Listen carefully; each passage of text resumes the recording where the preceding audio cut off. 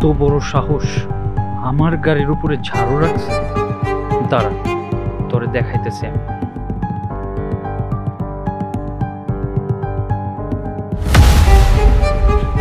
আয় ফকিরের বাচ্চা, আয় এদিকে আয়।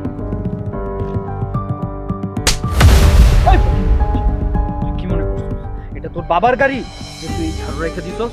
তোর যা খুশি তাই করতেছস। গাড়িটা তাকায় দেখোস নাই কার গাড়ি হইতে পারে, কত দামি গাড়ি হইতে পারে? তোর এই ঝাড়ু রাখার জন্য আমি গাড়ি রাখছি এখানে? হ্যাঁ, কেন রাখছস এখানে ঝাড়ু? কথা বলছ না কেন? দেখেন, আমি নইলে ভুল করে আমার ঝাড়ুটা আপনার গাড়ির উপরে রাখছি। এই লেগে তো আপনি আমার কথা শুনাইতে পারেন না। আমি একটা মায়া মানুষ, আমার গায়ে আপনি হাত তুলতে পারেন না। তুই আবার মুখে মুখে তর্ক করতেছস? তোর সাহস দেখে তো আমি অবাক হয়ে যেতেছি। আরে তোর গায়ে হাত তোলা কি? আমার যা খুশি আমি তাই করতে পারি, আর তোরে কোনো কিছু কইরে ফেলাইলে আমার কেউ কিচ্ছু করতে পারবো না। আমার এত টাকা আছে, কিন্তু আমার মেজাজটা গরম হয়ে গেছে আমার এই গাড়ির উপরে তোর ঝাড়ু দেখা। তুই কই আমার পায়ে ধরে মাপ চাবি, কান্না করবি, সেটা না করে তুই আমার জ্ঞান দিতাছস। তোর সাথে জ্ঞান দেওয়া যায়? তুই ঝাড়ু রাখছস না আমার গাড়ির উপর, এখন তোর এই উড়নাটা খুইলে আমার গাড়িটা মুছবি, মুছা পরিষ্কার করবি, তারপর মাপ চাবি, তারপর যাবি এখান থেকে। আমি যদি আপনার গাড়িটা না মুছি তাহলে আপনি কি করবেন? গুরু, তুই তো এই গাড়ি মুছবি, তোর বাপ পয়সা গাড়ি মুছবি।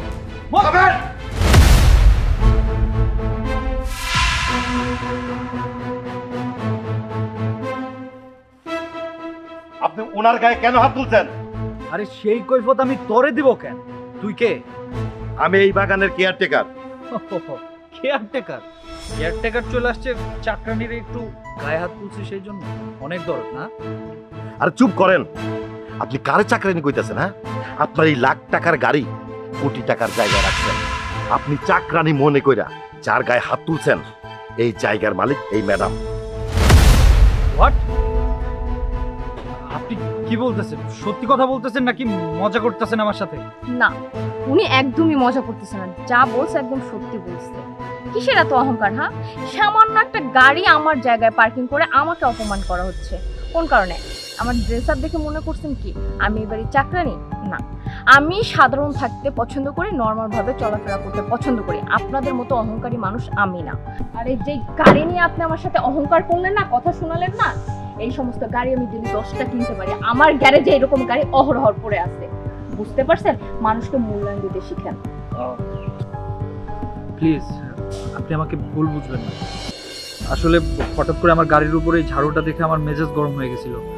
তখন আপনাকে সামনে পাইছি আর দেখছিলাম যে আপনিও ঝাড়ু দিতেছেন, ভাবছি আপনি চাকরানি, কিন্তু বুঝতে পারি নাই যে আপনি এই জায়গার মালিক বা আপনার এত এত টাকা পয়সা সব কিছু আছে।